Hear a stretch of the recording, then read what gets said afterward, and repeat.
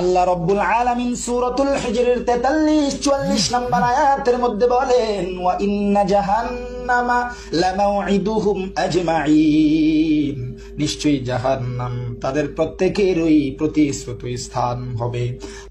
এ বন্ধু, হাফিজুরের দালালি ছাড়ো।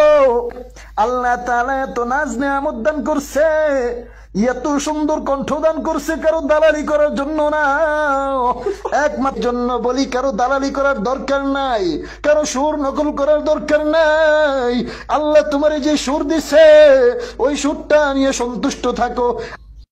এরে তুই যে আমারে নসিহত করলি, তোর গলায় তো হাফিজুরের আওয়াজ শোনা যায়।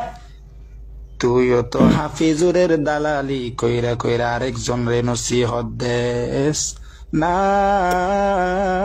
না আরেকজনের দালালি কইরা কইরা অন্য জন রে নসিহত দিস না। ভালো হয়ে যাও।